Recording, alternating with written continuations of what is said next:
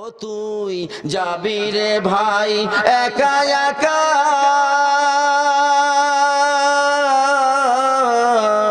যাবি রে ভাই একা একা অন্ধকার কবরে,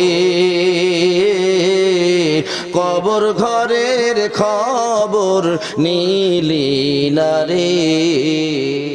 কবর ঘরের খবর যদি থাকতো তাহলে নামাজ ছেড়ে দিতাম না। কবর ঘরের খবর যদি থাকতো তাহলে পরের হক ঠকাইতাম না। কবর ঘরের খবর যদি থাকতো ধার চাইলে পাওয়া যায় না, সুদে চাইলে অভাব নাই। কথা বলেন ঠিক কিনা? সুদ খাইতে খুব মজা লাগে, সুদ না খাইয়া মুদ খাও। এবারে ফেরেশতারা কয়, আল্লাহ আপনার বান্দার কবরে কোরআন পাহারা বসাইছে, প্রশ্ন করতে হলে তো কবরে ঢুকতে হবে, আমরা কবরেই ঢুকবার পারি না, কোরআন পাহারা বসাইয়া দিছে। আল্লাহ কয় কে পাহারা বসাইছে? কয় কোরআন। আল্লাহ কয় কে পাহারা বসাইছে? কয় কোরআন। আল্লাহ ডাক দিয়ে বলে, ও মুনকার নকির, আমার যেই বান্দারে কবরে কোরআন পাহারা দেয় ও শুধু কোরআনের বন্ধু না, কোরআনের বন্ধু হয়ে যে কবরে আসবে সে আমি আল্লাহর বন্ধু বটে। আরো জোরে সুবহানাল্লাহ। আসসালামু আলাইকুম আল কারীমে স্বাগতম।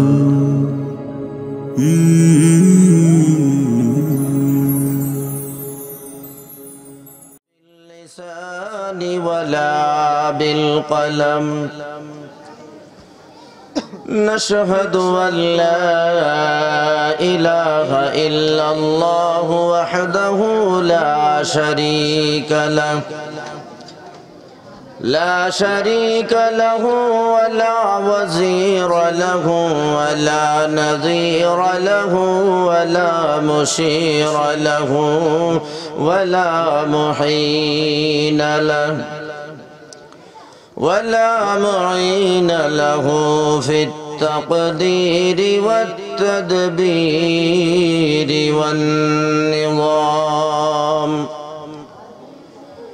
ونشهد أن سيدنا ومولانا محمدا عبده ورسوله الذي أرسله بالحق بشيرا ونذيرا وداعيا إلى الله بإذنه سراجا وقمرا منيرا. فقد قال الله تبارك وتعالى في كلامه المجيد والفرقانه الحميد. সবাই পড়ুন আমার সাথে, আউযু বিল্লাহি মিনাশ শাইতানির রাজীম। বিসমিল্লাহির রাহমানির রাহিম। ইন্না নাহনু নাযালনা যিকরা ওয়া ইন্না লাহু লাহাফিযুন। وقال تعالى في كلامه المجيد في آية أخرى إنما يخشى الله من عباده العلماء. صدق الله مولانا العظيم. وقال النبي عليه الصلاة والسلام يقول الله عز وجل للعلماء إلى يوم القيامة إذا قعد على كرسيه لقضاء عباده يا معشر العلماء إني لم أضع فيكم علمي ليعذبكم اذهبوا قد غفرت لكم ولا أبالي وصدق رسوله النبي الكريم ونحن على ذلك من الشاهدين والشاكرين والحمد لله رب العالمين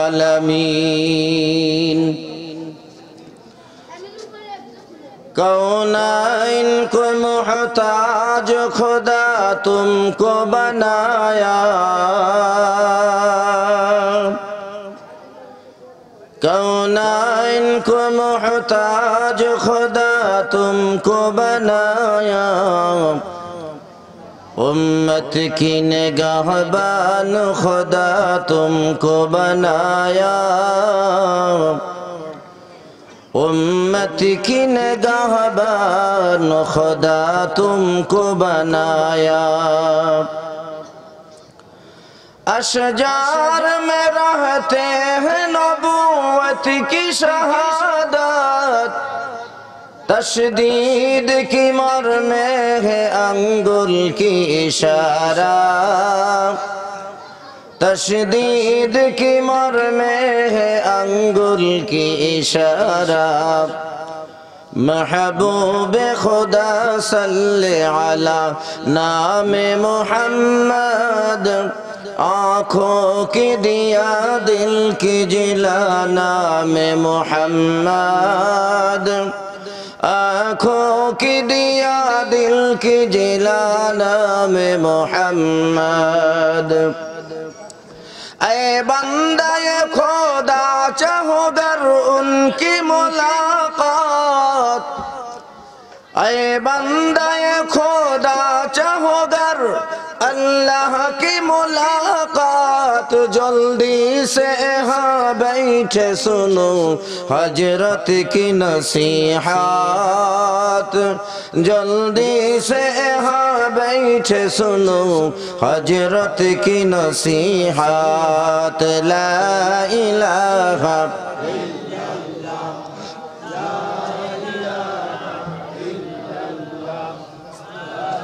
आरो जोरे दिल खुले मोहब्बत ला इलाहा इल्लल्लाह ला इलाहा इल्लल्लाह ला इलाहा ला इलाहा सुब्हानल्लाह वल्हम्दुलिल्लाह ला इलाहा इल्लल्लाह सुब्हानल्लाह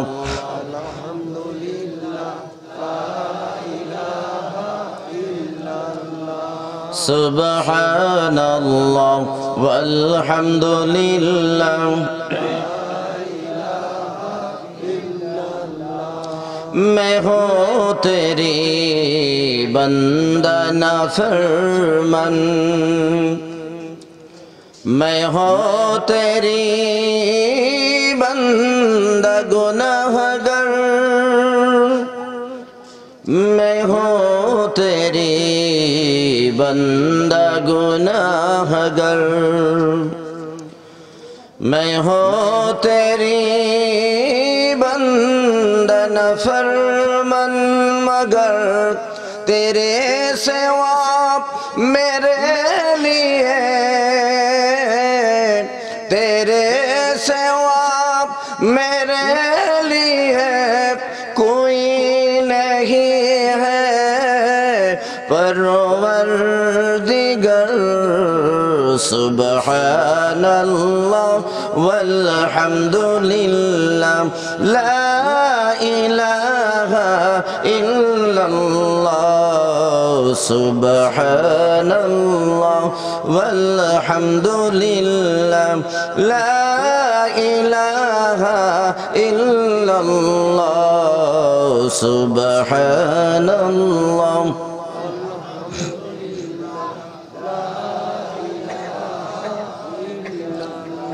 তুমি বাঁচাও তুমি মারো অবিরত ক্ষমা করো, তুমি বাঁচাও তুমি মারো অবিরত ক্ষমা করো। ধরার যে জন তাকেই ধরো,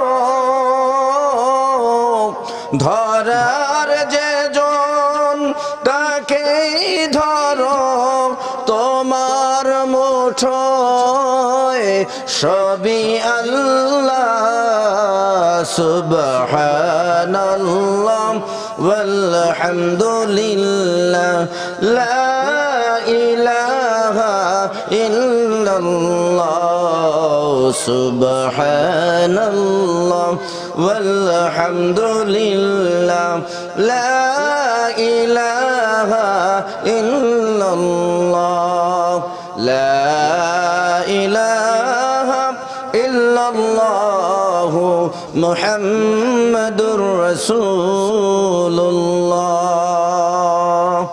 সাল্লাল্লাহু। আলহামদুলিল্লাহ। কুসুম দিয়া হযরত নূর শাহ পরশালী ইসলামিয়া পথ নির্দেশক সকল আম্বিয়া আলাইহিস সালাতু ওয়াস সালামদের রূহানি সন্তান ওয়াজিবুল ইহতিরাম নায়েবে নবী হযরত উলামা ইকরাম, আমার সামনে উপস্থিত অত্র এলাকার অত্র মহল্লার সম্মানিত মুসল্লিয়ানে কেরাম, মুরব্বিয়ানে আযম, সমবয়সী বন্ধুরা, বয়োজ্যেষ্ঠ বয়োকনিষ্ঠ ভাইরা, পর্দার অন্তরালে যারা শুনছেন, আবেদা জাহেদা খালিসা মুমিনা, আমার সম্মানিত মা ও বোনেরা, সর্বাগ্রে সর্বপ্রথম ওই মহান মালিকের আলিশান দরবারে লাখো কোটি শুকরিয়া অগণিত সুজুদ জ্ঞাপন করছি যে আল্লাহ দয়া করে মায়া করে বর্তমানে এই ফিতনা ফাসাদের আমলে যেখানে নেকের কাজ করা অনেক কঠিন, গুনার কাজ করা অতি সহজ, এমন এক মুহূর্তে মহান রব্বুল আলামিন খোদা অসংখ্য মানুষের মধ্য থেকে আমাদের গুটি কয়েক গুনাহগার বান্দাকে আল্লাহ তাআলা তার পছন্দ তার ভালোবাসায় আমাদেরকে পৃথিবীর সর্বোত্তম মজলিস, সর্বোত্তম জায়গা, জান্নাতের টুকরা, বেহেশতের বাগান, কোরআন হাদিসের আলোচনার মজলিসে সুস্থ শরীরে বসিয়ে রেখে নামায় আমলে অসংখ্য অগণিত নেক লিপিবদ্ধ করাবার তৌফিক দিলেন। সে মহান মালিকের দরবারে শুকরিয়া তান দিল থেকে মহব্বতে জোরে সরে একসাথে সমস্বরে পুরো শোষিত কণ্ঠে মুসলমানের আওয়াজে চিৎকার মেরে বলে উঠি আলহামদুলিল্লাহ। আরো জোরে বলি আলহামদুলিল্লাহ। আলহামদুলিল্লাহ কি রাজনৈতিক স্লোগান? হ্যাঁ, কথা বলে আলহামদুলিল্লাহ বললে কি আওয়ামী লীগ, বিএনপি, অন্য কোন দল বেজার হবে? খুশি কে হবে? আপনার আল্লাহকে খুশি করতে চান না? আলহামদুলিল্লাহ ছোট্ট একটা শব্দ, লিখতে প্রয়োজন হয় 8টা হরফের, 8টা বর্ণের। জানা থাকলে বলুন তো, আল্লাহ জান্নাত বানিয়েছেন কয়টা? আর একটু আস্তে কান, কয়টা? দিলের কান দিয়ে শোনেন। আমাদের এই ভারতীয় উপমহাদেশের প্রাচীনতম বিদ্যাপীঠ ভারতে অবস্থিত দারুল উলুম দেওবন্দ, যেটা নিয়ে বর্তমানে ইন্ডিয়ান সরকার অনেক বেশি ক্রিমিনালি এবং ষড়যন্ত্র শুরু করে দিয়েছে। সেই দারুল উলুম দেওবন্দের সাবেক মুহতামিম, বিশ্ববরেণ্য কারি, বিশ্ববরেণ্য বক্তা কারি তৈয়ব সাহেব রহমতুল্লাহ আলাইহির বক্তৃতা সম্মিলিত একটা কিতাবের নাম হলো খুতবাতে হাকিমুল ইসলাম। এর 3 নম্বর খণ্ডের ভিতরে ফাজাইলে কোরআন নামক আলোচনার ভিতরে একখানা হাদিস উল্লেখ করা হয়েছে। একই হাদিস খানা মাওলানা কারামত আলী সাহেব জৈনপুরি রহমতুল্লাহ আলাইহির সুযোগ্য সন্তান হাফেজ আব্দুল আউয়াল রহমতুল্লাহ আলাইহির লিখিত ফাজাইলে বিসমিল্লাহ নামক কিতাবের মধ্যেও হাদিস খানা উল্লেখ করা হয়েছে।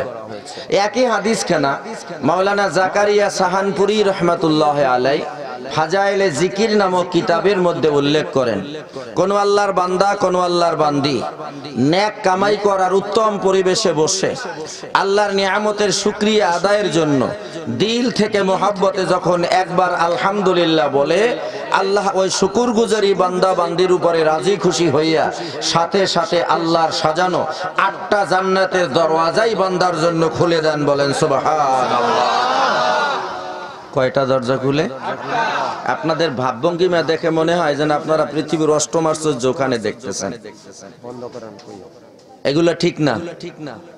কোরআন হাদিসের আলোচনার মজলিস, এখানে ডাইনে বামে তাকানো ঠিক না। অন্য মনস্ক হলে চরম বেয়াদবি হবে। কথা বলেন ঠিক কিনা? এই জন্য ইখলাসের সাথে আন্তরিকতার সাথে আমলের নিয়তে শুনুন। একবার আলহামদুলিল্লাহ দিল থেকে বললে কয়টা জান্নাতের দরওয়াজা খুলে? নাকি জান্নাতের মালিক হওয়া যায়? আগামীকাল সকালবেলা তাওবিলে ফাসেদ করবেন না, অপব্যাখ্যা করবেন না যে জিহাদি সাহেব ছিল বলছে একবার আলহামদুলিল্লাহ বললে 8টা জান্নাতের মালিক হওয়া যায়। আমি কি তাই বলেছি? বলছি যে দিল থেকে যদি নিয়ামত পাইয়া বান্দা একবার আলহামদুলিল্লাহ বলে, বান্দার খুশির জন্য, বান্দাকে অভ্যর্থনা জানানোর জন্য আল্লাহ তাআলা 8টা জান্নাতের দরওয়াজা খুলে দেন। নসিব যদি ভালো হয়, এক ফোঁটা চোখের পানি যদি নসিব হয়ে যায়, তাহলে 8টা জান্নাতের মালিক হয়েও বাড়ি যেতে পারেন। কথা বলেন ঠিক কিনা? আমার ভাইরা, আমি আপনাদের মাঝে পবিত্র কালামুল্লাহ শরীফের ছোট্ট ছোট্ট 2খানা আয়াত আপনাদের খেদমতে তেলাওয়াত করেছি। হাদিসে কুদসি থেকে একখানা হাদিসও আপনাদের মাঝে তেলাওয়াত করেছি। অল্প সময়ের মধ্যে মূল নির্যাসটুকু আয়াত এবং হাদিসের সাথে সমন্বয় সাধন করে তুলে ধরতে চাই, উল্লেখ করতে চাই বিফাদলিল্লাহিল আযীম। সকলে বলি আমিন। মূল আলোচনায় যাবার আগে এই গোপালগঞ্জের কাশিয়ানী থানার এই মাদ্রাসার বাৎসরিক মাহফিল 44তম মাহফিল। এই মাহফিলে আপনাদেরকে আমি কয়েকটি কথা আগে বলে নিতে চাই। দয়া করে আমার কথাগুলোর উত্তর অবশ্যই দিবেন। মাদ্রাসার প্রধান সাবজেক্ট কি? আপনাদের কি কথা বলতে কোনো সমস্যা আছে? তাহলে 2-1 জনে বললেন, বাকি সবাই নীরব রইলেন। কিন্তু হাততালি দিতে বলন লাগতো না যদি কোনো গানে যাইতেন, তাই না? মাদ্রাসার প্রধান সাবজেক্ট কি? কোরআন। এই কোরআন কার বাণী? জোরে বলেন। ও বাবা, মাদ্রাসার প্রধান সাবজেক্ট হইল আল্লাহর কোরআন। বিশেষ করে যদি সেটা কওমি মাদ্রাসা হয়, হেফজ মাদ্রাসা হয়, সেখানে প্রধান সাবজেক্ট, প্রধান বিষয় হলো আল্লাহর কোরআন। ঠিক কি না? আমার ভাইরা, এই কোরআনের মধ্যে কোনো সন্দেহ আছে? জোরে বলেন। কোরআনের মধ্যে কোনো সন্দেহ নাই। সন্দেহ তো দূরের কথা। ও আমার শিক্ষিত ভাইরা উত্তর দিবেন। কোরআন শরীফের তাফসীর যারা লিখেছে, বিভিন্ন ধরনের কিতাবাদি যারা লিখে, ওনরাও কিন্তু দেখবেন প্রধান একটা কিতাবের মলাট অর্থাৎ উপরের পৃষ্ঠাটা উল্টাবার পরে দ্বিতীয় পৃষ্ঠায় দেখবেন বাম সাইডে লেখা আছে যে আমার ছাপার ভিতরে, আমার লেখার ভিতরে যদি কোনো ত্রুটি ধরা পড়ে, পরবর্তী সংস্করণে যা শুদ্ধ করে দেব, যদি দয়া করে সে ভুলগুলো বাতলে দেন, বলে দেন। ঠিক কি না? আর আল্লাহ রাব্বুল আলামিন খোদার আসমানি গ্রন্থ আল কোরআন, আপনি যদি কোরআনের প্রথম পৃষ্ঠাটা উল্টাইয়া আপনি যদি পড়া শুরু করেন, আলিফ লাম মিম যালিকাল কিতাবু লা রাইবা ফীহ। সব লেখকেরা, সব রাইটাররা বলে আমার লেখার ভিতরে কিংবা ছাপার ভিতরে যদি কোনো ত্রুটি ধরা পড়ে, জানালে পরবর্তী সংস্করণে শুদ্ধ করে দেব। আর আল্লাহ একটা কোরআন নাজিল করে, কনস্টিটিউশন, সংবিধান, গাইডলাইন, দিক নির্দেশিকা। কোন দিক নির্দেশিকা? মিনাল যুলুমাতি ইলান নূর। আল্লাহ বলেন এটা এমন একটা গাইডলাইন যেটা মানুষকে অন্ধকার থেকে আলোর পথে নিয়ে যাবে। এই কিতাবে লা রাইবা ফি, কোনো সন্দেহ নাই, সংশয় নাই। There is no doubt in this book. সুবহানাল্লাহ বলেন। কোনো সন্দেহ নাই, কোনো সন্দেহ নাই। সেই পবিত্র কোরআন মজিদের দুই জায়গা থেকে দুইখানা আয়াত তেলাওয়াত করেছি। যেহেতু মাদ্রাসার মাহফিল, সুতরাং এ বিষয়ে কিছু কথা আপনাদের সামনে উপস্থাপন করতে চাই। তো আপনাদের কাছে কয়েকটা প্রশ্ন আমার। এক নাম্বার কথা খুব খেয়াল দিয়ে শুনবেন আমার ভাইয়েরা। আপনাদের এই গোপালগঞ্জের কাশিয়ানী, এই কাশিয়ানী এলাকা বড়ত্র মাদ্রাসার এলাকায় বাড়িঘর আছে না নাই? বাড়িঘরে দুই এক জেল কোরআন শরীফ পাওয়া যাবে নি ভাই? যাবে। কোরআন শরীফ ভাই আমাদের এলাকার বরিশালের বরগুনা, আমাদের এলাকায় কোরআন শরীফকে একটা কাপড় দিয়ে পেঁচাইয়া রাখে, তাকে গিলাপ বলে। আপনারা কি বলেন? গিলাপ বলেন। আচ্ছা, এই কোরআন শরীফের যে কাপড়টা, এই কাপড়টা এটা কি আপনারা খুব দামি একটা কাপড় কিনেছিলেন? মক্কা থেকে কি কাবার গিলাপ এনেছিলেন? কিংবা হাজার হাজার টাকা দামের কোন গজের কাপড় এনেছিলেন? না, সাধারণ একটা কাপড় দিয়ে আপনি কোরআনের জামা বানাইছেন।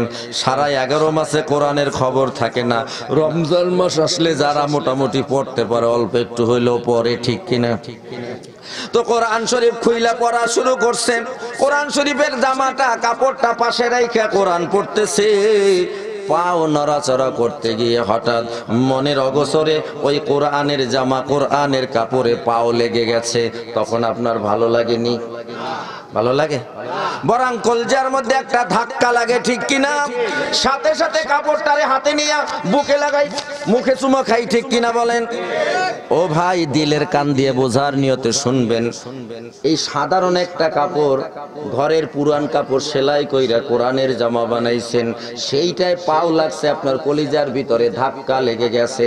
কাগজটারে উঠাইয়া বুকে লাগান, মুখে চুমো খান, এমন দুইটা দামি ঠোঁট দিয়ে আপনি সেই কাপড়টায় চুমা খাইলেন।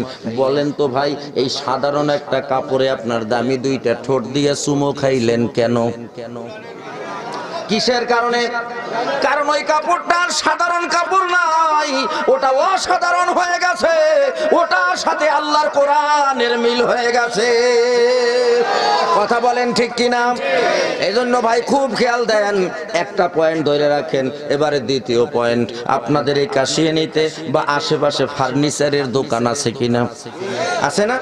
ফার্নিচারের দোকানের মধ্যে এরকম সাইজের একটা কাঠ, একটা তক্তা ময়লার মধ্যে পড়ে আছে। আপনি তক্তাটা দেখে পছন্দ হইল, এবার ফার্নিচারের মালিককে বলতেছেন, বাবা এই যে পড়ে আছে তক্তাটা, এটা কি তোমার কোনো কাজে লাগবে? দোকানদার বলল, কাজে লাগলে কি এর ময়লার মধ্যে ফেলে রাখতাম? কয় তাহলে কাঠটা আমাকে দেন। কয় ঠিক আছে, নিয়ে যান। এবারে কাঠটা নিয়ে আপনি আরেকজন কাঠ মিস্ত্রির কাছে দিছেন। কাঠ মিস্ত্রি বললেন, বাবা এটা দিয়ে আমার একটা রেহেল বানাইয়া দাও। এবারে কাঠ মিস্ত্রি একটা রেহেল বানাই দিছে। এখন আপনি রেহেলের উপরে কোরআন শরীফ রাইখা পড়েন। কোরআন শরীফ পড়া শেষ, এবারে রেহেলের উপর কোরআন শরীফ রাইখা এইভাবে রেহেল সহ কোরআনকে বুকের মধ্যে মহব্বতে জড়াইয়ে ধরি, ঠিক কিনা? এরপরে দামি দুইটা ঠোঁট দিয়ে রেহেলের উপরে চুমা খাই, বলেন ঠিক কিনা? ও বাবা, আপনার বিবেকের কাছে আমার প্রশ্ন, আপনি কোন কাঠটার উপরে আপনার দামি দুইটা ঠোঁট দিয়ে চুমা খাইলেন? যেই কাঠটা ফার্নিচারের দোকানে ময়লার মধ্যে পড়েছিল, দোকানদারের লোকেরা, কর্মচারীরা ঝাড়ু দিয়া কতবার ওই তক্তার উপরে ঝাড়ু দিয়া বাড়ি মেরেছে, ঝাড়ুর বাড়িতে যায় না, এবারে পাও দিয়ে লাথি মেরে তক্তাটারে ময়লার মধ্যে ফেলে দিয়েছে। সেই রকম একটা লাথি খাওয়া, ঝাড়ুর বাড়ি খাওয়া, একটা সাধারণ তক্তা যখন রেহেল হয়ে গেল, আর ওই রেহেলের সাথে কোরআনের স্পর্শ যখন হয়ে গেল, তখন ওই ফালানো কাঠটা, ওই লাথি খাওয়া কাঠটা, ঝাড়ুর বাড়ি খাওয়া তক্তাটা আসে এখন আপনার দামি দুইটা ঠোঁটের চুমার যোগ্য হয়ে গেল, ঠিক কিনা? কিসের কারণে? কোরআনের সাথে মেলার কারণে, ঠিক কিনা? ও মুসলমান, দিলের কান দিয়ে রাখেন। 2 নাম্বার পয়েন্ট গেল। এবারে খেয়াল করেন ভাই, সাধারণ একটা কাপড় চুমার যোগ্য হলো কোরআনের সাথে লাগার কারণে, সাধারণ একটা কাঠ চুমার যোগ্য হলো কোরআনের সাথে লাগার কারণে। তাহলে যারা আপনারা সরাসরি সেই কোরআনের মাহফিলে বসেছেন, আপনাদের দাম বাড়ছে না কমছে? কতখানি বাড়ছে? নাম্বার 1, এক নম্বরে আমি অধম, আপনাকে সার্টিফিকেট দিয়ে গেলাম, জান্নাতের বাগানে বসছেন, আপনি জান্নাতি। মুদ্দতে আমরে কে দর জান্নাত বুয়াদ, মুদ্দতে আমরে কে দর জান্নাত বুয়াদ, কাইবা উকবা দাখিলে দোজখ বুয়াদ। কোরআন হাদিসের আলোচনার মজলিসে সবাই বসতে পারে না। যার কলিজার ভিতরে, যার দিলের ভিতরে, কলবের ভিতরে সামান্যতম ন্যূনতম জান্নাতে যাওয়ার যোগ্যতা আছে, আল্লাহ তার কুদরতি হাতের দ্বারা ওই বান্দারেই জান্নাতের বাগানে বসাইয়া দিছে। আর যাকে একবার আল্লাহ জান্নাতের বাগানে বসিয়ে দিয়েছে, কাইবা উকবা দাখিলে দোজখ বুয়াদ, আল্লাহ তারে কখনো জাহান্নামের আগুনে পোড়াবে না। কোনো না কোনো উসিলায় আল্লাহ তারে মাফ কইরা জান্নাত দিয়াই দিবে। আমার ভাইরা, কোরআন হাদিসের আলোচনার মজলিসে বসলে দাম বাড়ে না কমে? কতখানি আপনাদের দাম বাড়ছে দিলের কান দিয়ে একটু শোনেন। বসাসি সালে ইমানি, বসাসি সালে ইমানি, মুহাক্কিক শুদ বখাকানি, কে একদম বা খুদা বুদন বেআজ তখতে সুলাইমানি, না বরবাদে রব্তে সেহর গাওশম শরীরে সুলাইমান আলাইহিস সালাম। সুবহানাল্লাহ বলেন। পারস্য কবি আল্লামা খাকানি রহমাতুল্লাহ আলাইহি বলেন, কোরআন হাদিসের আলোচনার মজলিসের এত দাম, ও মুসলমান, বড় আফসোস লাগে সেই মাহফিলে মানুষ বসতে চায় না। অথচ কোরআন হাদিসের আলোচনার মজলিসের এত দাম। আমি অধম গুনাহগার বলে যাই রে বাবা, আপনি যদি একবারও সুবহানাল্লাহ না বলেন, একবারও আলহামদুলিল্লাহ না বলেন, একবারও লা ইলাহা ইল্লাল্লাহ আল্লাহু আকবার, কোনো তাসবিহ যদি আপনি না পড়েন, তারপরও আপনার আমল নামায় এত নেক লেখা হয় যা দুনিয়ার কোনো কম্পিউটার দিয়েও হিসাব করা সম্ভব নয়। প্রশ্ন হতে পারে, বাবা সুবহানাল্লাহ বললাম না, আলহামদুলিল্লাহ বললাম না, আল্লাহু আকবার বললাম না, কোনো তাসবিহ জবানে উচ্চারণ করলাম না, তারপরে এত নেক আসে কোত্থেকে? শুনবেন শুনবেন, আপনাদের খেয়াল আছে তো? বারবার ওঠানামা করবেন না, একবারে বসবেন। আমার ভাইরা, দিলের কান লাগান। কোরআন হাদিসের আলোচনার মজলিস হলো পরশ পাথরের মতো। যদি সুযোগ হয় পরশ পাথর কি তাও শুনিয়ে যাব ইনশাআল্লাহ। পরশ পাথরের সাথে ঘর্ষণ লাগলে লোহা যেমন সোনা হয়ে যায়, পরশ পাথর দিয়ে আর এক পাথরের উপরে আঘাত করলে পাথরও সোনা হয়ে যায়। এই পরশ পাথর আমরা শুধুমাত্র বংশের পরে বংশ, যুগের পরে যুগ, শত শত বছর, হাজার হাজার বছর ধরে পরশ পাথরের নাম শুনে আসছি, কিন্তু পৃথিবীর কেউ আজ পর্যন্ত পরশ পাথর দেখে নাই, ঠিক কিনা?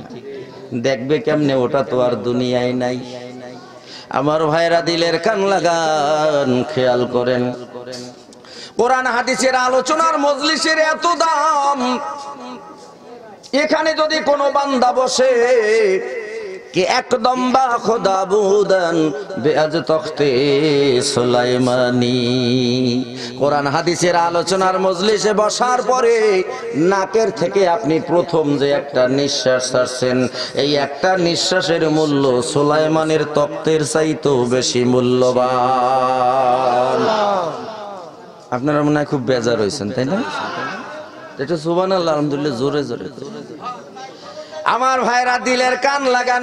মাইকের কথা বলেন না কিছু, মাইকের কথা কিছু বলে লাভ নাই, আমিও বলবো না, আপনারাও বলেন না। আমার ভাইরা, তাফসিরে মাজহারিতে আল্লামা সানাউল্লাহ পানিপথী রাহমাতুল্লাহি আলাইহি, আল্লামা খাকানি রাহমাতুল্লাহ আলাইহি তার কিতাবের মধ্যে বলেন, আমার দিকে সবাই খেয়াল করেন, এই টেবিলটা কি আপনারা দেখতে পাচ্ছেন? কথা না বললে আমি কথা বলতে পারবো না। সবাই দেখতেছেন? টেবিলটার চাইরোদিকে যদি এক হাত হয় তাকে কি বলে? হ্যাঁ, বর্গ, খালি বর্গ, এক বর্গ হাত। চাইরোদিকে যদি এক হাত হয় তাহলে কি হবে? এক বর্গ হাত। চাইরোদিকে যদি 1 মাইল করে হয়, 1 বর্গ মাইল। আর হযরতে সুলাইমানের যে তত্ত্বটা আল্লাহ দান করেছিলেন তাফসিরে মাজাহারিতে এবং আল্লামা খাকানি রহমাতুল্লাহ আলাইহি তার কিতাবের মধ্যে লেখেন হযরতে সুলাইমানের তত্ত্বটা চাইরদিকে ছিল 27 মাইল করে। খুব খেয়াল দিতে হবে রে ভাই, চাইরদিকে কয় মাইল? এটাকে আপনারা কি বলেন? কি আমি কি মুখের ভিতরে নিয়ে ঢুকে নেব? এরকম মাইক আনছেন কেন আপনারা? আমার ভাইরা, আল্লাহ রাব্বুল আলামিন খোদা যা আছে আলহামদুলিল্লাহ বলেন সবাই, যা আছে তাই দিয়ে চলুক নাকি? সুতরাং অযথা কোনো কথা বলে ওগো মন খারাপ করে লাভ নাই, আমাদেরও মন খারাপ করে লাভ না। যা হয় আল্লাহর তরফ থেকে আলহামদুলিল্লাহ, ঠিক আছে? আমার ভাইরা, এটাকে আপনারা কি বলেন? আধাত বা এক। আমার ভাইরা, শত শত টন স্বর্ণ লেগেছে, ঠিক কিনা? দিলের কানটা দেন আর আপনাদের জবানটা একটু খোলা চাইরে। আপনারা যদি আওয়াজ না দেন আমার আলোচনার স্পৃহা তৈরি হবে না। তাছাড়া সবচাইতে বড় কথা, আলোচনা যে করে সে মুর্দা মানুষের সামনে আলোচনা করতে পারে না। আপনারা কি জীবিত না মুর্দা? একটু জোরে কান তো, জীবিত না মুর্দা? তাহলে জীবিত মানুষের মতো আওয়াজ দিয়েন। ও ভাই, হযরতে সুলাইমানের তত্ত্বটা 27 বর্গ মাইল এলাকায় এভাবে আধ হাত মোটা করে পূর্ণ তত্ত্বটার স্বর্ণ দিয়ে লেপ দেওয়া ছিল। ও ভাই খেয়াল করেন, সুলাইমানের রাষ্ট্রকার্য পরিচালনার জন্য মানুষদের থেকে 300 মেম্বার অফ পার্লামেন্ট সংসদ সদস্য উজির ছিল, আর জিনদের থেকে 300 ছিল। কয়শো হলো? এই 600 উজিরদের বসার জন্য স্পেশাল 600 চেয়ার তৈরি করা হয়েছিল, যার একটা চেয়ারে 8.5 মণ করে স্বর্ণ ব্যবহার করা হয়েছিল। আমার ভাইয়েরা, হাজার হাজার টন স্বর্ণ লেগেছে, ঠিক কিনা? ও মুসলমান, এখনো যাদের কানে মাইকের আওয়াজ যাইতেছে, জীবনে আরেকবার বসতে পারবেন কিনা তার হায়াতের গ্যারান্টি নাই, ঠিক কিনা? ও মুসলমান, শুনে যান, শুনে যান, কোরআন হাদিসের আলোচনার মজলিসের কত দাম। যারা আপনারা এখানে বসছেন, বসার পরে নাকের থেকে যে একটা নিঃশ্বাস ছাড়ছেন, আর ওই হযরতে সুলাইমানের তত্ত্বে যত হাজার টন স্বর্ণ ব্যবহার করা হয়েছে, যত হাজার টন স্বর্ণ ব্যবহার করা হয়েছে, এই সব স্বর্ণ যদি আপনাদের এই কাশিয়ানী এলাকার কোন ব্যক্তি হয়ে যান, সব স্বর্ণ বিক্রি করার পরে যে lakh lakh million billion trillion টাকার মালিক হবেন, এই সব টাকা যদি আল্লাহর রাস্তায় দান করে দেন, এতে যে পরিমাণ নেকের মালিক আপনি হতে পারতেন, এই কোরআন হাদিসের আলোচনার মজলিসে বসে সর্বপ্রথম নাকের থেকে যে একটা নিঃশ্বাস ছেড়েছেন, ওর প্রত্যেকটা নিঃশ্বাসে নিঃশ্বাসে আল্লাহ সম পরিমাণ নেক প্রত্যেকের আমল নামায় দিতেছে। আরো জোরে সুবহানাল্লাহ। এবারে আপনারা বলেন, সাধারণ কাপড় কোরআনের সাথে লাগার কারণে সাধারণ কাপড় চুমা পাইল, সাধারণ কাঠের সাথে কোরআন লাগার কারণে কাঠ চুমা পাইল, তাদের চাইতে কি আপনি দামি হইছেন না কম দামি হইছেন? তাদের চাইতে হাজার হাজার অগণিত গুণ বেশি দাম আল্লাহ আপনার বাড়াইয়া দিছে। কথা বলেন ঠিক কিনা? পয়েন্ট টু পয়েন্ট খেয়াল করেন। এবারে যদি আপনি আমাকে প্রশ্ন করেন, হুজুর, কোরআনের মাহফিলে বসার কারণে আমাদের মর্যাদা যদি এত বেশি হয়, তাহলে এই কোরআনকে যদি আমরা মানি, এই কোরআন দিয়ে যদি জীবন চালাই, তাহলে আমাদের মর্যাদা কি হবে? আল্লাহ রাব্বুল আলামিন খোদা বলেন, ফামান তাবিআ হুদায়া ফালা খাউফুন আলাইহিম ওয়ালা হুম ইয়াহজানুন।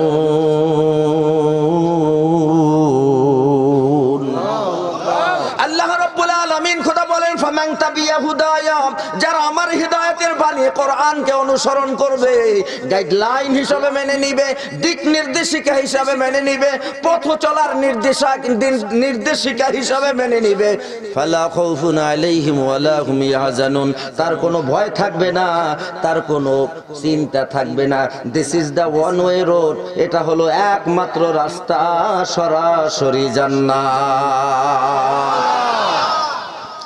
আমার ভাইরা, এই কোরআন যদি আপনি অনুসরণ করেন, এই কোরআনকে যদি আপনার চলার পথের পাথেয় হিসাবে মেনে নেন, অর্থাৎ আমার জীবন চলবে আল্লাহর কোরআন দিয়া, আর তরিকাটা হবে মুহাম্মাদুর রাসূলুল্লাহ সাল্লাল্লাহু আলাইহি ওয়াসাল্লামের, ঠিক কিনা?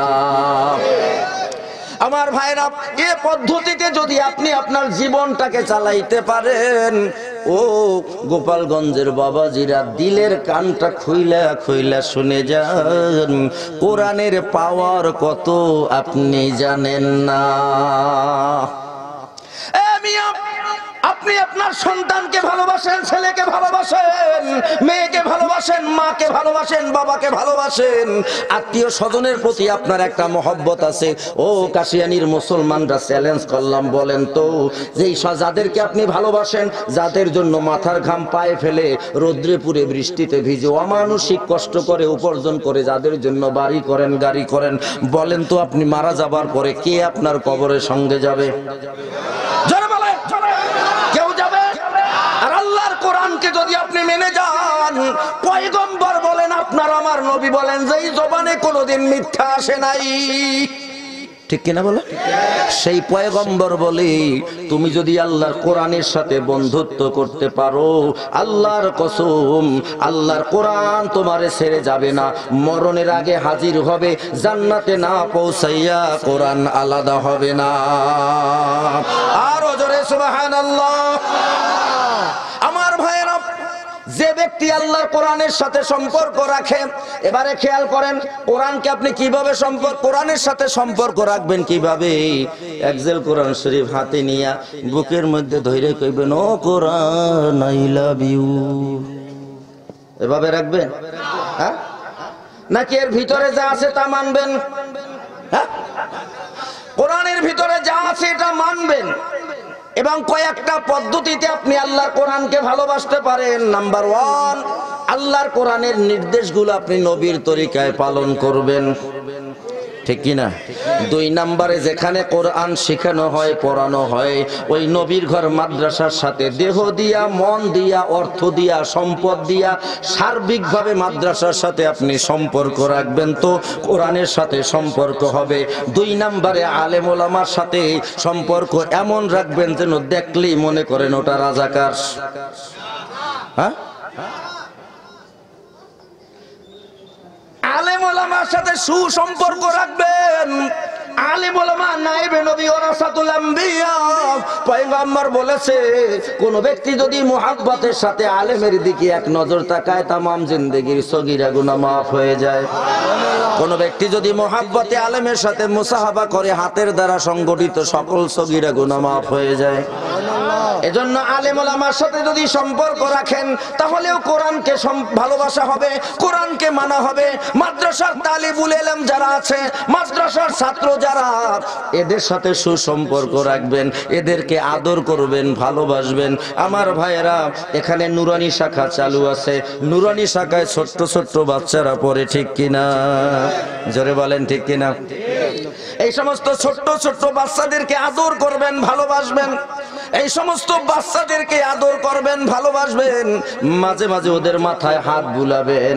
এত লাভ, এত লাভ। তাফসিরে কাশফের ভিতরে আসছে, কোন ব্যক্তি যদি মাদ্রাসার তালেবুল ইলমের মাথায় মহব্বতে হাতটা বুলায়, আল্লাহ রাসূল বলেন, ও সাধারণ কোন মানুষের মাথায় হাত বুলায় নাই, ভবিষ্যতের কোরআনের ধারক ও বাহক একজন তালেবুল ইলমের মাথায় মহব্বতে হাত বুলাইছে। আল্লাহ কয়, হাবিব, আমি এমন হাতকেও খালি হাতে ফেরত দেই না। মহব্বতে যার মাথায় হাত বুলাইছে, ও তো কোরআনের সদস্য। এই ইজ্জতে, এই খাতিরে যে হাত বুলাইলো, যার মাথায় হাত বুলাইলো, ওর মাথায় যতগুলো চুল, ওনার আমল নামায় আমি আল্লাহ ততগুলো নেক দিয়ে দেই। আরো জোরে বলেন সুবহানাল্লাহ। আমার ভাইরা, কষ্ট হচ্ছে? কথা বোঝা যায় তো? আমার ভাইরা দিলের কান লাগান। আপনি এইরকম কয়েকটা পদ্ধতিতে আল্লাহর কোরআনের সাথে বন্ধুত্ব স্থাপন করতে পারেন। এখন আপনি যদি এই দুনিয়ায় কোরআনের সাথে বন্ধুত্ব স্থাপন করেন, আপনার জন্য খোঁজ খবরই হলো পবিত্র কোরআন শরীফের সূরা হামিম সাজদার মধ্যে আল্লাহ তাআলা বলেন, যে ব্যক্তি দুনিয়ায় আল্লাহর কোরআনের সাথে সুসম্পর্ক রাখবে, আল্লাহর কোরআন দিয়া জীবন সাজাবে, আল্লাহর কোরআন দিয়া যতটুকু দায়িত্ব সেই অনুযায়ী পরিবারের প্রতি খেয়াল রাখবে, আল্লাহ বলেন ওই ব্যক্তির যখন মরণের সময় ঘনিয়ে আসবে, জান কান্দানির সময় ঘনিয়ে আসবে, আজরাইল আসার আগেই আল্লাহ তাআলা কোরআনকে একজন ফেরেশতার সূরত দিয়া ওই মুমূর্ষু ব্যক্তি, মৃত্যু পথযাত্রী ব্যক্তির চোখের সামনে দাঁড় করাইয়া দেন। আরো জোরে বলেন সুবহানাল্লাহ। আমার ভাইয়েরা, কোরআনকে একজন ফেরেশতার সূরত দিয়া বান্দার চোখের সামনে দাঁড় করিয়ে দেয় এবং তার চেহারা এত সুন্দর হবে, মৃত্যু পথযাত্রী ব্যক্তি অপলক দৃষ্টিতে তার দিকে তাকিয়ে থাকে। যদিও আমরা বাহ্যিকভাবে অন্য কিছু দেখতে পাই, পয়গম্বর বলে আল্লাহ তাআলা ওই ব্যক্তিকে কোরআনের দিকে এমন ভাবে তাকিয়ে থাকার জন্য বলে যে একবার যখন তাকায় ওই কোরআন রূপী ফেরেশতার সুন্দর চেহারা দেখে আল্লাহর বান্দা আর মুখ সরাইতে পারে না। আমার ভাইরা, শুধু কি কোরআন দাঁড়িয়ে থাকে? না না, মাওলানা আবুল আইস সমরকন্দি রাহমাতুল্লাহ আলাইহি তামবিহুল গাফিলিন নামক কিতাবের মধ্যে, মাওলানা আবুল হাসান রওজাতুস সালেহিন নামক কিতাবের মধ্যে মাওলানা শামসুল হক আফগানি রাহমাতুল্লাহ আলাইহির লেখা উলুমুল কোরআনের ভিতরে, কারণ মাওলানা শামসুল হক হইল দুইজন, একজন পাকিস্তানে আর একজন হইল আফগানিস্তানে, দুইজনে লেখছে উলুমুল কোরআন। তবে আফগান যিনি, তার কিতাবের মধ্যে আসছে ওই কোরআন রূপী ফেরেশতা শুধু আপনার চোখের সামনে দাঁড়াইয়া থাকে না, ওই কোরআন রূপী ফেরেশতা এইভাবে হাত নাড়ে, আল্লাহ তাখাফু ওয়ালা তাহজানু, হে আল্লাহর বান্দা, সারাটা জীবন তুমি আমার সঙ্গে রেখেছো, আমাকে ভুলে যাও নাই, কনকনে শীতের ভিতরেও আমারে ভুলে যাও নাই, আবার ওই গ্রীষ্মকালে প্রচন্ড গরমের মধ্যেও আমারে ভুলে যাও নাই, অর্থাৎ প্রচন্ড কনকনে শীতের মধ্যেও আমার নামাজ ছাড়ো নাই, প্রচন্ড গরমের ভিতরেও রমজানের রোজা বান্দা ছাড়ো নাই, সব সময় বিপদে আপদে সুখে দুঃখে তুমি আমারে সঙ্গে রাখছো। ও আল্লাহর বান্দা, ঘাবড়াইও না, চিন্তা করো না, মন খারাপ করিও না, আমি তোমার সঙ্গে আছি, তোমার এই জান্নাতে না পৌঁছাইয়া আমি আল্লাহর কোরআন আলাদা হব না। সুবহানাল্লাহ। ও মুসলমান, কারে বন্ধু বানাইলা, কারে আপন জানলাম? এই দুনিয়ার কেউ আমার আপন না। একদিন ছেলের সাথে কথা না বললে মনটা ভালো লাগে না, একদিন যদি ফোন না দেয় মনটা খারাপ হয়ে যায়, কিন্তু একদিন ওই ছেলে আমাকে নিজের হাতে মাটি চাপা দিয়ে কবরে রেখে আসবে, ঠিক কিনা? ও মুসলমান, তাই হাতে পায়ে ধরে অনুরোধ করে যাই রে মুসলমান, ছেলে মেয়ে স্ত্রী পুত্র এগুলা আল্লাহ তাআলার দেওয়া এক বিশেষ নিয়ামত, ঠিক কিনা?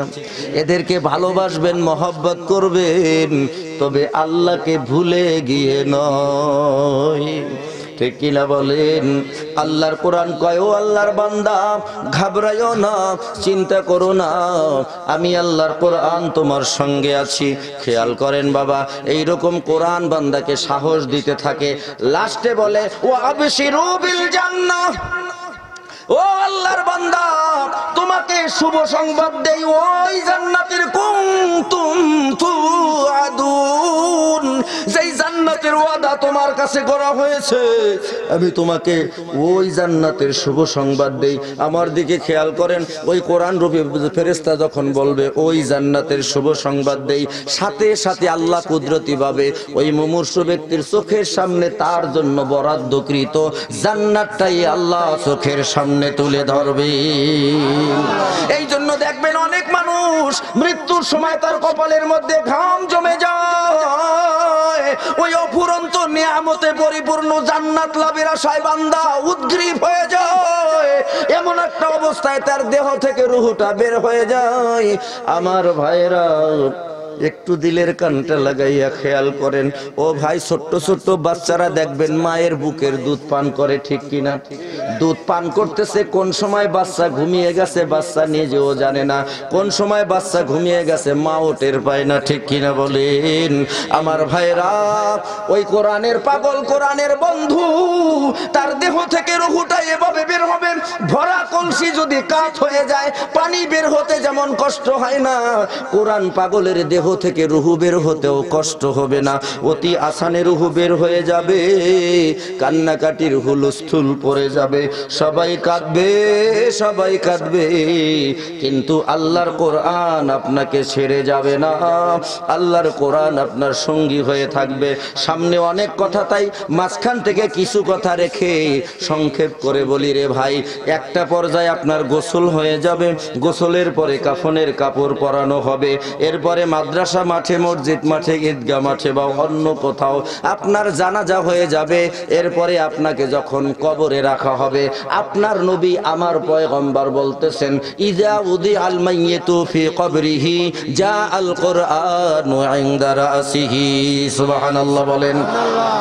যখন ওই ব্যক্তিকে কবরে দাফন করা হয়, ইজা উদি আল মাইয়িতু ফি কবরিহি, ওই ব্যক্তিকে যখন তার কবরে রাখা হয়, জা আল কুরআনু ইনদা রাসিহি, মুনকার নকির কবরে ঢোকার আগেই কোরআন আপনার মাথার কাছে হাজির হয়ে যাবে।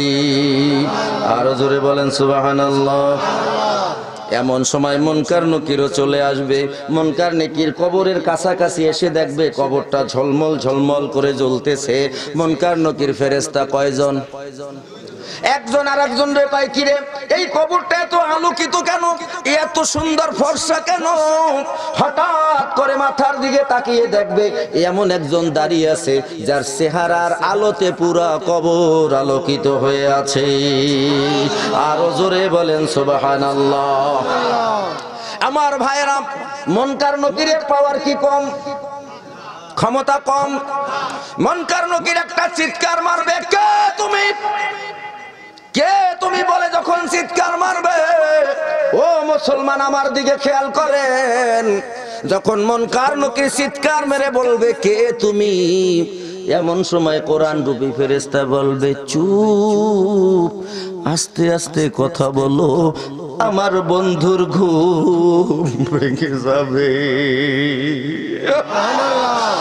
আস্তে আস্তে কথা বলো, চিল্লাইও না, আমার বন্ধু অনেক কষ্টের পরে একটু আরামের ঘুম ঘুমাইতেছে। কনকনে শীতের মধ্যে আমার বন্ধু ঘুমাই নাই, আমি কোরআনের হুকুম, আল্লাহর নির্দেশ পালনের জন্য ফজরের নামাজ ঠান্ডা পানি দিয়ে পড়ছি, ওযু করতে যাইয়া ঠক ঠক করে কাঁপছে। প্রচন্ড গ্রীষ্মকালেও আমার হুকুম, আল্লাহর হুকুম রোজা ছাড়ে নাই। এক কথায় আমার কোরআনের নির্দেশগুলো পালন করতে যাইয়া বান্দা সুখে ছিল দুঃখে ছিল, আমাকে ভোলে নাই। এখন কষ্ট নামক এক মহা বিপদের সাগর পাড়ি দিয়া আরামের ঘুম একটু ঘুমাইতেছে, ডিস্টার্ব করিও না, ঘুম ভাঙাইও না, ঘুম ভাঙানো যাবে না। আরো জোরে সুবহানাল্লাহ। এ কথা বলার পরে মুনকার নকির একদম শান্ত স্বভাবে বলে তুমি কে? কোরআন জবাব দেয় আমি আল্লাহর কোরআন। তুমি আল্লাহর কোরআন কবরে কেন?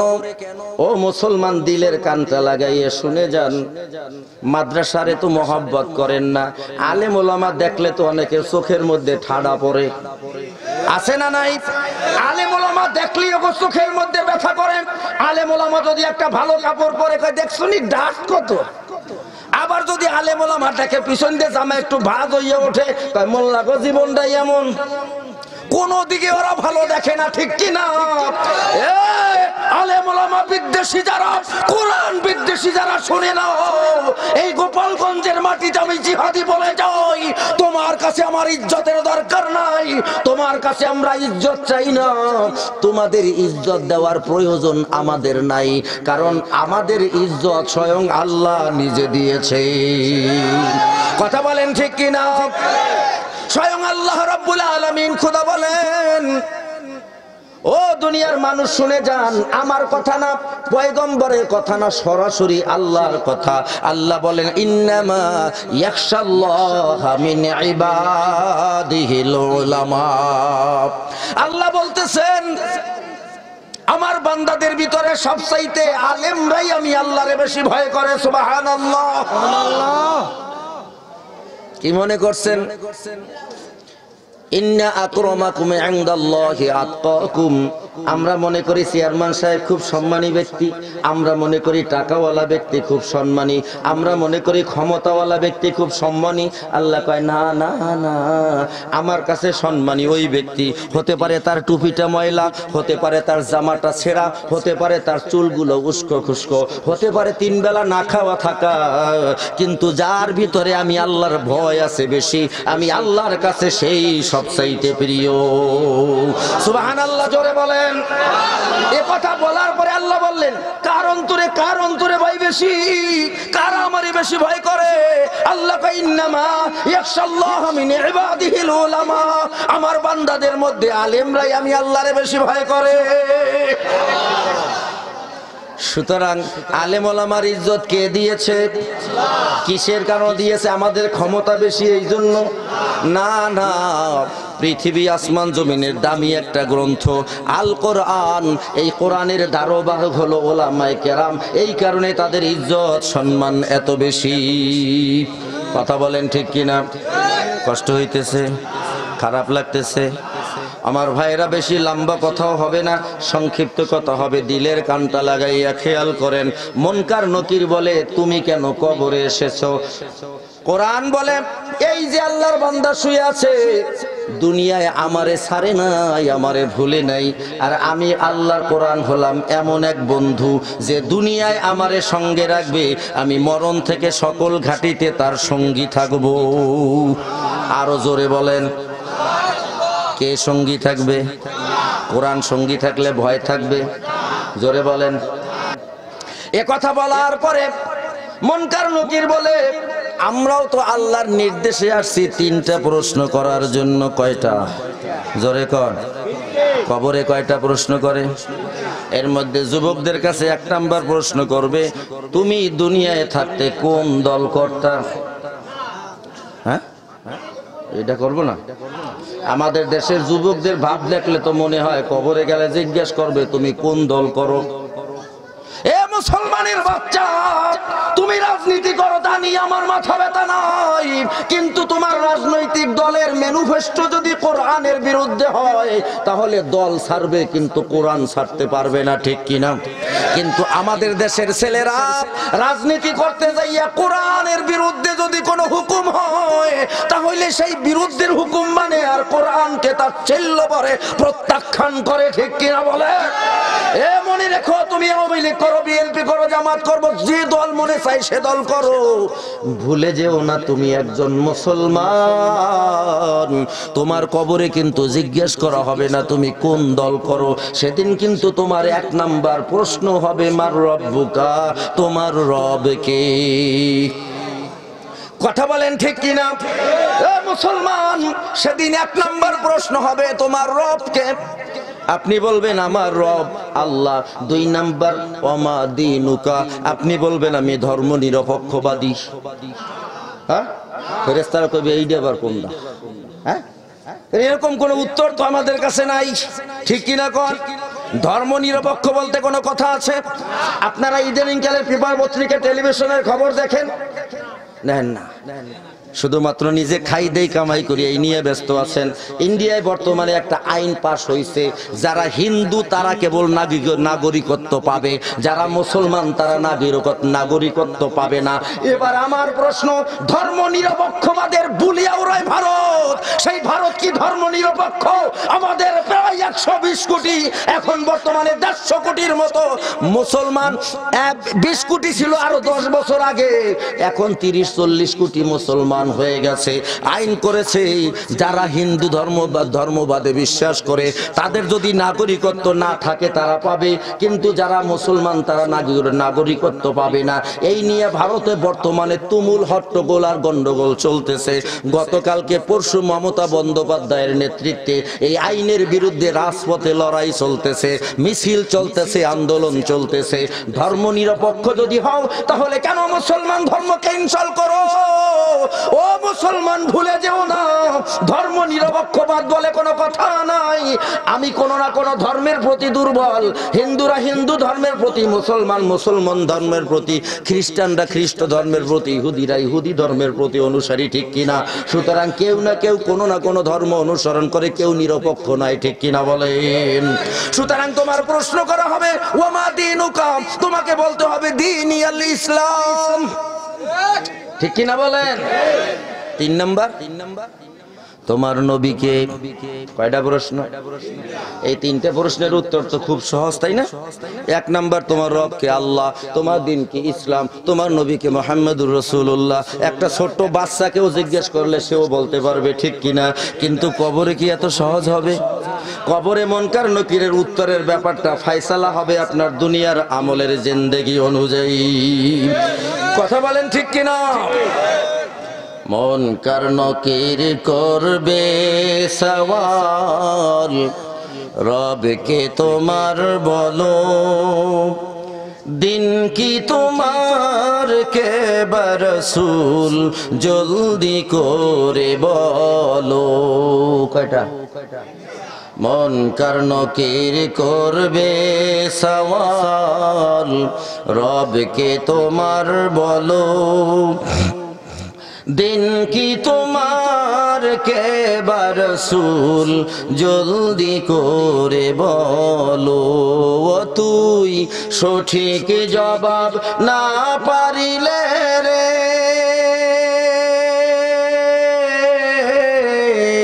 সঠিক জবাব না পারিলে পড়বি ঘোরা ধারে, কবর ঘরের খবর নিলি না রে। ও তুই যাবি রে ভাই একা একা,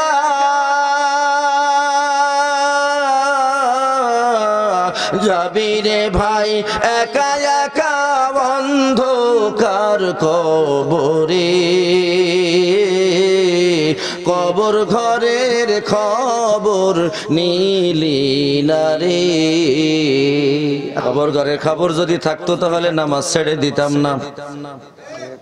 কবর ঘরের খবর যদি থাকতো তাহলে পরের হক ঠকাইতাম না। কবর ঘরের খবর যদি থাকতো ধার চাইলে পাওয়া যায় না, সুদে চাইলে অভাব নাই। কথা বলেন ঠিক কিনা? সুদ খাইতে খুব মজা লাগে, সুদ না খাইয়া মুদ খাও।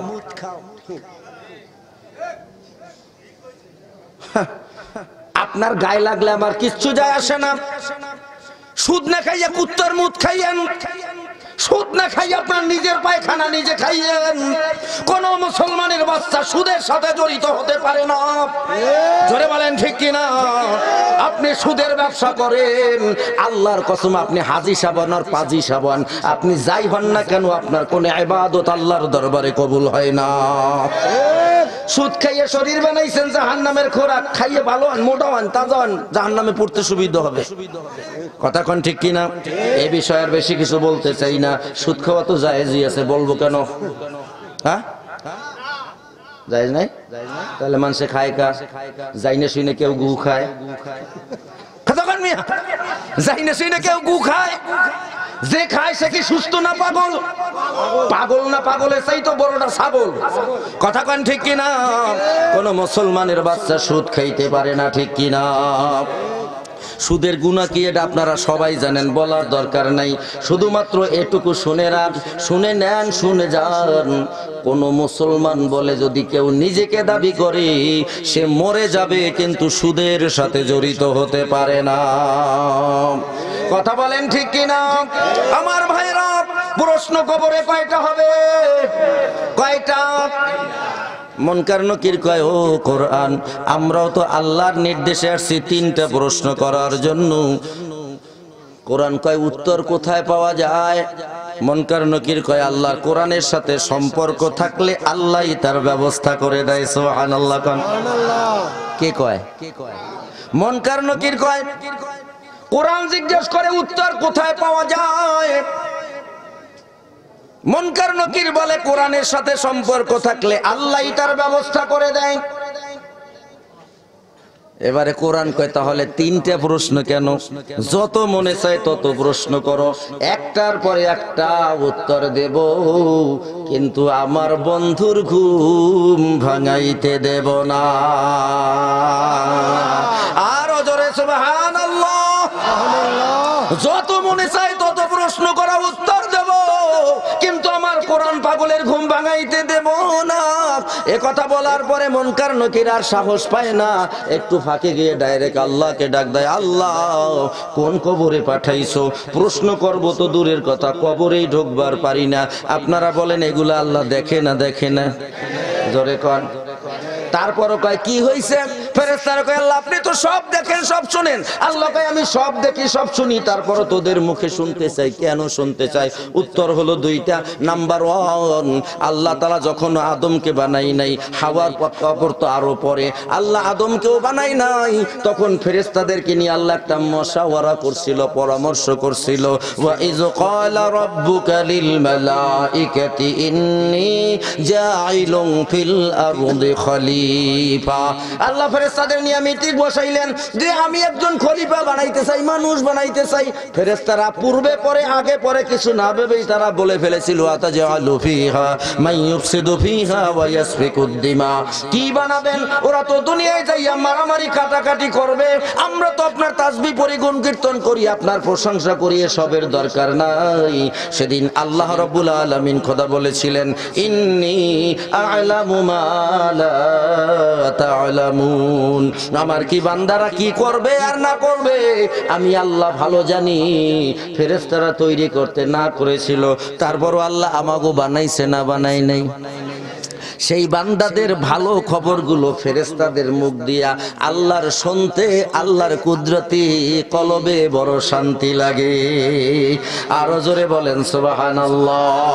এবারে ফেরেশতারা কয় আল্লাহ আপনার বান্দার কবরে কোরআন পাহারা বসাইছে, প্রশ্ন করতে হলে তো কবরে ঢুকতে হবে, আমরা কবরেই ঢুকবার পারি না, এই কোরআন পাহারা বসাইয়া দিছে। আল্লাহ কয় কে পাহারা বসাইছে? কয় কোরআন। আল্লাহ কয় কে পাহারা বসাইছে? কয় কোরআন। আল্লাহ ডাক দিয়ে বলে ও মুনকার নকির, আমার যেই বান্দারে কবরে কোরআন পাহারা দেয় ও শুধু কোরআনের বন্ধু না, কোরআনের বন্ধু হয়ে যে কবরে আসবে সে আমি আল্লাহর বন্ধু বটে। আরো জোরে সুবহানাল্লাহ। কোরআনের বন্ধু হয়ে যে কবরে আসবে সে শুধু কোরআনের বন্ধু না, সে আমি আল্লাহর বন্ধু বটে। মুনকার নকির ডিস্টার্ব করিস না। জিবরাইল রে কোথায়? কয় আল্লাহ হাজির। কয় যা, আমার বন্ধু আসছে বন্ধুর বাড়িতে বেড়াইতে, বন্ধুর যেন কোনো অসম্মানী না হয়। যা যা, আমার বন্ধুর কবরটাকে জান্নাতের বাগান বানাইয়া দে, আমার বন্ধু একটু আরামের ঘুম ঘুমাক। মেহমান আসলে সুন্দর পরিপাটি করে বিছনা দেওয়া হয়, ঠিক কিনা? বলে বেয়াই সাহেব একটু আরাম করেন, কিছুক্ষণ পরে খানা পিনার ব্যবস্থা হবে। আল্লাহ কয় আমার বন্ধুরে ঘুমাইবার দাও, জান্নাতি পোশাক পরাইয়া দাও, জান্নাতি বিছানা বিছাইয়া দাও, আমার বন্ধুর কবরটাকে জান্নাতের বাগান বানাইয়া দাও, আমার বন্ধু আরামের ঘুম ঘুমাইবে। এক ঘুম থেকে আমার বন্ধু হাসরের ময়দানে উঠে সরাসরি জান্নাতে চলে যাবে। আরো জোরে সুবহানাল্লাহ। সুতরাং আমার ভাইরা, আল্লাহ আল্লাহ রাব্বুল আলামিন খোদা আমাদেরকে ইহসান করেছেন, দয়া করেছেন, আমাদেরকে সর্বশ্রেষ্ঠ নবী দিয়েছে, ঠিক কি না? শুধু সর্বশ্রেষ্ঠ নবী দিয়েই ক্ষান্ত হয় নাই, আল্লাহ তাআলা আমাদেরকে সর্বশ্রেষ্ঠ আসমানি গ্রন্থ কোরআন দিয়েছে, ঠিক কি না বলেন? আমার ভাইরা, কোরআনের দাম কত জানেন? এ ভাই, অল্প 1 মিনিট একটা কথা বলি, দিলের কান দিয়ে শোনেন। আল্লাহ তাআলা 104 খানা আসমানি কিতাব পাঠাইছে, আপনারা জানেননি? আল্লাহর কোরআনের কিছু শিক্ষা আমার মধ্যে না থাকতো, কথা বলেন ঠিক কিনা? এই ইজ্জত কিসের কারণে? কোরআনের কারণে। এই ইজ্জত নবীর সুন্নতের কারণে, ঠিক কিনা বলেন? এলেম আছে, সুন্নাত নাই, ওই এলেমের কোনো দাম আছে? জোরে কোন। এলেমের সাথে আমল লাগবে কিনা? জোরে কোন। এ ভাই, আপনারা যারা পেপার পত্রিকার সাথে মাঝে মাঝে খোঁজ খবর রাখেন, এই তো মাত্র কয়েক মাস আগে পূর্ববঙ্গের ফেনীর সোনাগাজীতে এক আলিয়া মাদ্রাসার প্রিন্সিপাল, ওনার এলেম কি কম নাকি ফাজিল মাদ্রাসার প্রিন্সিপাল? কিন্তু একটা মেয়ের সর্বনাশ করলো তো করলো, আবার সর্বনাশ থেকে বাঁচার জন্য মেয়েটাকে ছাদে নিয়ে আগুনে পোড়াইয়া মারছে। শেষ পর্যন্ত কয়েকদিন আগে আমি এই জন্য বর্তমান সরকারের প্রধানমন্ত্রী সহ সরকারের সকল স্তরের প্রশাসন, বিশেষ করে বিচার বিভাগকে আমি ধন্যবাদ দিতে চাই।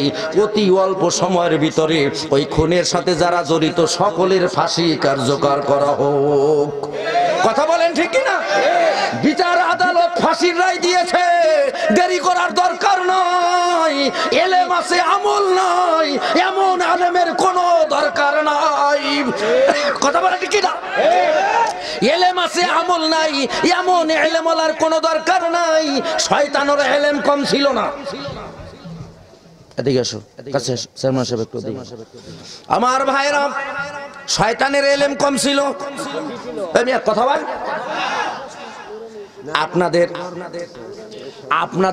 আপনাদের এলাকা, আমার এলাকা, সারা বাংলাদেশ। এ ভাই, একটা কথা আপনারা জানেন কিনা আমি জানি না, আল্লাহ তাআলা কতটা কিতাব নাজিল করছে? 104 খানা কিতাব। যখন যেই নবীরে দান করছে, ওই নবী আর তার কিছু উম্মতরা মুখস্থ পারত, ঠিক কিনা? নাকি ভুল বললাম? কিন্তু পৃথিবীর ভিতরে একমাত্র ধর্মগ্রন্থ আল কোরআন। সুবহানাল্লাহ বলেন। 2014 সালে ওআইসি, নাম শুনছেন? OIC, organisation of Islamic conference, 59টা মুসলিম দেশ নিয়ে যে সংগঠনটা গঠিত, 14 সালে ওরা একটা প্রতিবেদন করেছিল সারা বিশ্বে যতগুলো ধর্মগ্রন্থ আছে, Tripitaka, Ramayana, Mahabharata, Zend Avesta, Veda, Bible, oldest and newest, Yajurveda, Samaveda, Rigveda, তাওরাত, জাবুর, ইনজিল, কোরআন, এই সবগুলো ধর্মগ্রন্থের অনুসারীদেরকে ওরা তন্ন তন্ন করে খুঁজেছে। খুশির খবর, সবাই আলহামদুলিল্লাহ বলবেন। ওরা ওআইসি রিপোর্ট করেছে, একমাত্র শুধুমাত্র কোরআন ছাড়া অন্য কোন ধর্মগ্রন্থের একজন হাফেজ পৃথিবীতে খুঁজে পাওয়া যায় নাই। সবাই বলেন আলহামদুলিল্লাহ। অন্য কোন ধর্মগ্রন্থের একজন হাফেজ খুঁজে পাওয়া যায় নাই। ওই প্রতিবেদনে বলা হয়েছিল, বর্তমান বাংলাদেশে সারা বিশ্বে কোরআনে হাফেজের সংখ্যা 5.5 কোটির উপরে। কয় সালের প্রতিবেদন? 14 সালের প্রতিবেদন। তারপরে 15, 16, 17, 18, 19। আমি অধম একজন ছোটখাটো বক্তা, অন্তত 500 ছাত্রের মাথায় পাগড়ি আমি নিজে পড়াইছি। তাহলে হাফেজ বাড়ছে না কমছে? দিনকে দিন হাফেজ বাড়তেছে। আজকে 3 জনের মাথায় পাগড়ি দিলাম আমরা, আমি পাগড়ি দিলাম। একদিন হাসরের ময়দান কায়েম হয়ে যাবে। আজকে হাফেজ ছাত্রের মাথায় পাগড়ি পরাইছি আমি আর সভাপতি সাহেব 2 জন, ঠিক কিনা? আর হাসরের ময়দানে আল্লাহ তাআলা ওই হাফেজদের মাথায় স্বয়ং আল্লাহ নিজে নূরের টুপি পরাইয়া দিবেন। উলবিসা ওয়ালিদাহু ইয়াউমাল কিয়ামাহ। হাসরের ময়দানে আল্লাহ তাআলা হাফেজে কোরআনদের মাতা পিতার মাথায় নিজে নূরের টুপি পরাইবে। সুবহানাল্লাহ। আর জোরে বলেন সুবহানাল্লাহ। এ ভাই, খুশির খবর কি জানেন? এই 5.5 কোটি কোরআন হাফেজে কোরআনের সংখ্যা এখন বাড়ছে না কমছে? বাড়ছে না? এই জন্য আমি প্রায় মাহফিলে বলি, আজকে চেয়ারম্যান সাহেবও বলছে, এ ভাই আমি প্রায় মাহফিলে বলি কোন ষড়যন্ত্র করে লাভ নাই। আল কুফরু মিল্লাতুন ওয়াহিদা, মুসলমান ধ্বংস করার ব্যাপারে সারা বিশ্বের কাফেররা এক প্ল্যাটফর্মে, ঠিক কিনা বলে? ইহুদি খ্রিস্টানের দালালি করে আমাদের মুসলমানের লেবাস পইরা একদল আছে বাংলাদেশি নাগরিক, ঠিক কিনা বলেন? আল্লাহর কসম করে গোপালগঞ্জের মানুষকে বলে যাই, কোরআন নিয়ে যত ষড়যন্ত্র করো কোনো লাভ হবে না, কোনো লাভ হবে না। আল্লাহ না করুক, তোমরা যদি ষড়যন্ত্র করে তাম বিশ্বের সমস্ত ছাপানো কোরআন শরীফ একই সাথে পোড়াইয়া দাও, একটা ছাপানো কোরআন শরীফ যদি দুনিয়ায় না থাকে, আমরা মুসলমান এতটুকু বিচলিত হব না। আজকে রাতে যদি তোমরা এই ঘটনা করো, আগামীকাল সকালে 5.5 কোটির উপরে কোরআন আমরা আবার বাজারে ছেড়ে দিতে পারবো। কথা বলেন ঠিক কিনা? সুতরাং ওয়ালা তাহিনু ওয়ালা তাহজানু ওয়া আনতুমুল আ'লাউনা ইন কুনতুম মুমিনিন। সুতরাং তোমাদের ভয় নাই, চিন্তা নাই, ঘাবড়াবার কোনো কারণ নাই। যদি তোমরা মুমিন হও আর এর উপর ইস্তেকামাত থাকো, মুসলমান হিসেবে দুনিয়ায় যদি বেঁচে থাকতে পারো, কোনো ভয় নাই, চিন্তা নাই। আমার বাবারা বলেন তো, কোরআন কি ধ্বংস করতে পারবে? এই যে দেখেন, আজকে 3 জনের মাথায় পাগড়ি দেওয়া হলো। আজকে একই রাত্রে বাংলাদেশে শত শত মাহফিল হইতেছে, আর প্রায় মাহফিলে হাফেজ ছাত্রদের দিস্তারবন্দি উপলক্ষে মাহফিল পোস্টারে পোস্টারে ভরে যায়, ঠিক কিনা বলেন? আমার ভাইরা, কোরআন নিয়ে ষড়যন্ত্র করে লাভ নাই, কোরআন পোড়াইয়া দিয়েও লাভ নাই। কোরআনের হেফাজত করবে কে? আর একটু জোরে কোন, ইন্না নাহনু নাযালনা যিকরা ওয়া ইন্না লাহু লাহাফিযুন। Hey there. Subscribe to my channel. And also press this bell icon, so you never miss any new updates, cause whenever we upload new video you will get a notification on your phone.